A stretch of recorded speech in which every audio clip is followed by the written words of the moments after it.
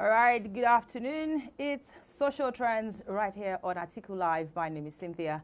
You definitely know what happens on Social Trends. We talk about all the big stories trending on social media: Facebook, Twitter, Instagram, of course, TikTok, just in case you want to dance to any video. And of course, today is a Friday, and we know how it's on Friday. We get to have a guest in the studio who will be talking about some of these very, very interesting conversations on social media. And with me this beautiful afternoon is no other person than Comrade Sammy. Sammy, how are you doing? I'm fine, thank you. Good afternoon. Be excited now, please. Be excited. All right, so I'm definitely sure you're ready to have this conversation with me today. Sure.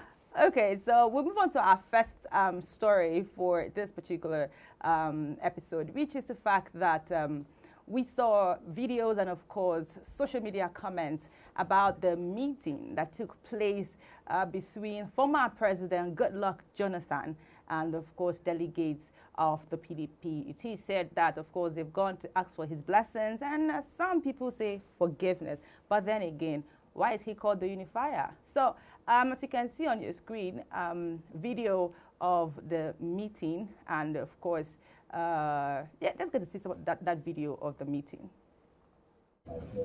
Number one. And two, for the fact that it is difficult for the party to truly. Number one. And two, for the fact that it is difficult for the party to truly go on. Even all right, so let's just come to you, Comrade. What do you think about, now, I don't want us to go through all of the social media comments about that particular meeting. So, but for you as a person, what do you think about that particular meeting with the former President Goodluck Jonathan? In the course of your introduction, you said something, there was a line you said, he's the unifier. And in this mission to rescue this country, we need everybody, all hands on deck.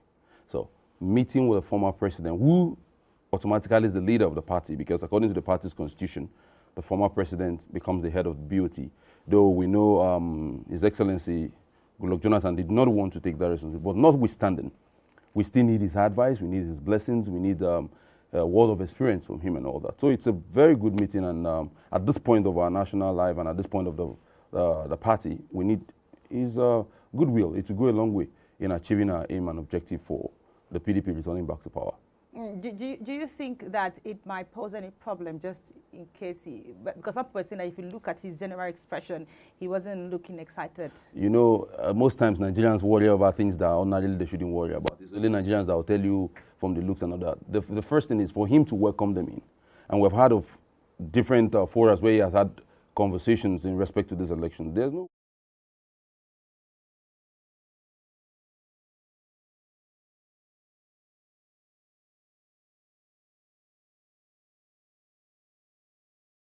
that the candidate of our party, Atiku. All right, so like I always say, well, it is normal for people to have issues, and when they have issues, they will definitely reconcile. And I think that it's not a bad idea, you know, to go back and say, yes, I mean, you are very important to us, and of course, we want an all-inclusive government, which of course we know that His Excellency Atiku, it's all about inclusivity in his government. Exactly. And so whatever you are seeing on social media, don't worry, people will always talk on social media. Certainly. All right, so let's now move on to something that actually trended. It was everywhere, everybody talking about it. And it's something about the presidential candidate of the APC. Of course, you know, Atiku is always in the news, you know, for something that you just can't understand why that has to be like that. So he had an invitation at Chatham House, and of course, and despite the fact that he has not been, you know, honoring invitations in our Nigerian media, but he was at the Chatham House. And of course, a lot of things were odd, but the most embarrassing one was when he was asked some questions and he had to delegate persons to answer the question. And let's get to watch just that part. Unbreakable team. To demonstrate that, I will choose the first question, assign it to Dele Alake. Okay. And the second question, assign to Nasiru El-Rufai.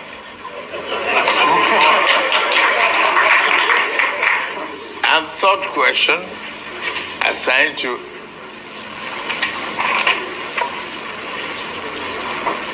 Ben Ayade. All right, so can we have a microphone coming in the front? And the first question is about blood oil. Oil. There, this gentleman. All right, so that was the embarrassing moment. And delegating persons to do things is not a bad idea. But as a candidate, delegating people to answer questions that I think will form the basis of your leadership as a president, what does that say? The very minute I watched that video, I retweeted it with this caption that National Day of Mourning. It's every right-thinking Nigerian shouldn't be taking APC and their candidates serious. Okay. It's very simple. Now, you are going for an interview. Let me use the word interview for instance now. And at the point of you being interviewed, you're asking people to answer questions for you and you getting the job. It doesn't make sense in any way. And the funny thing about Nigeria is that we forget things so quickly. The same El-Rufai was one of those who he was delegating to answer questions. Sacked teachers in this country because they couldn't answer tests he set for teachers. Yes. Now the same person is the person now answering questions for presidential candidates. Come on. This shows that, I used to tell people, I said, if Tinubu was my father, I'll be on every radio station and every TV station telling Nigerians not to vote for him. You can't cheat nature. This man needs to rest. Yeah. He has tried. It's okay. He has done all the things he said he did in this country, in Lagos and all that. It is time again. He said he did. Okay. If truly you have groomed men, like you said, why can't you pick one of them and sponsor them for this position? I think the truth about it is that it boils back to what we always say. Tinubu and Atiku can never be compared. There's one man who is prepared, who is ready, who knows what to do from day one. There's one man who doesn't know, who feels that just presidency is his right. Emilokon. No, it's not about Emilokon. It's time for us to all rally around about the man who knows what to do. I used to say in the local palace, follow the person where no road. And the only person that knows what to do for Nigeria and who has Nigerian heart is no other person than Atiku Abubakar. So it's time. God is only showing us the signs. I pray history will not repeat itself because this is what happened in 2015 and we know where we are today. And I know Nigerians would have, after that interview, taken a decision and taken a stand and are ready and willing to vote for no other person than Atiku Abubakar. All right, so different reactions, pertaining to that very, very abnormal, I would describe it as abnormal action by candidates of the APC. So people like Nigerian super music star Burna Boy and of course Stormzy, they actually played a something. I think the picture is on the screen. And also Dino Melaye actually said something about that. Let's get to hear from Dino Melaye before we move on to our next story. Tinubu, you go Chatham House today. But all these questions that you are sharing, Tinubu, there is God. Oh. The questions you are supposed to be answering, you are sharing. Why are you sharing these questions? You are assigning questions. Or you are the question distributor. You are the question organizer. One better now instead of you to answer the questions. Oh, what better is allocate the question? You want to question allocator. This number one is assigned to Guinea. Number two is assigned to everybody. Number three is assigned to Ben Ayade. Number Guinea is assigned to Olodo. Abado to visa the left and right debate. Okay, so you all know that Dino Melaye is someone who in fact, doesn't have to tell you the way it is straight up.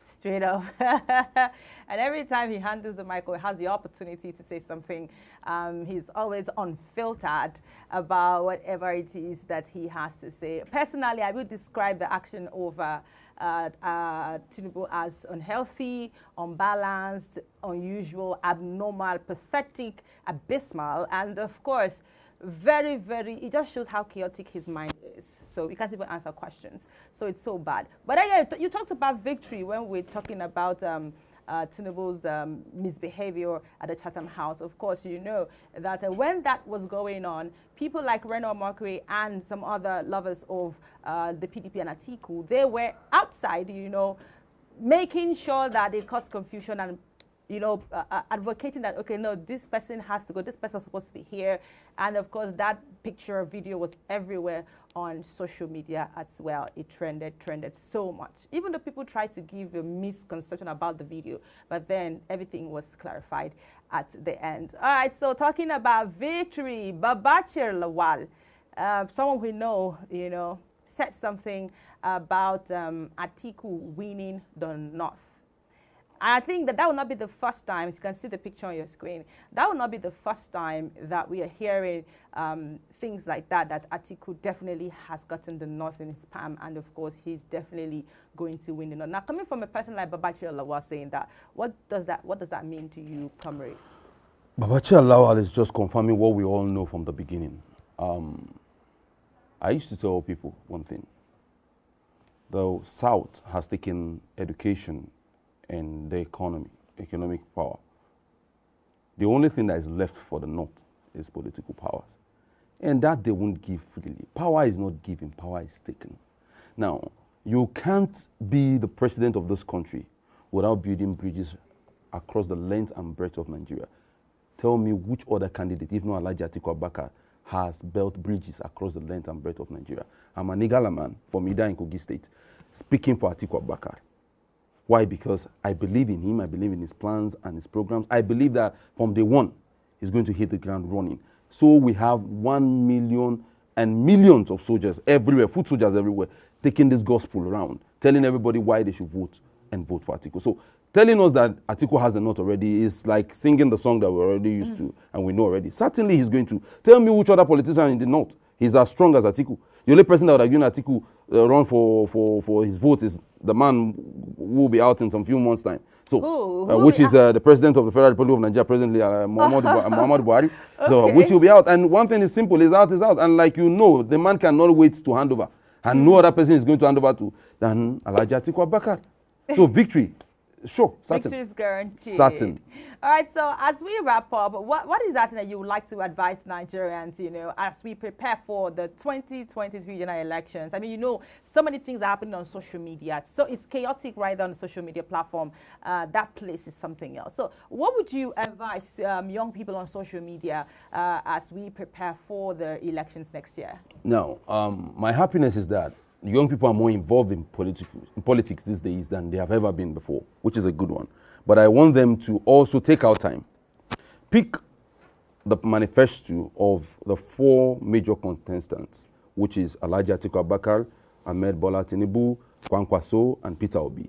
Sit down with a clear and open mind, study it, view, make comparisons. Don't even add. Okay?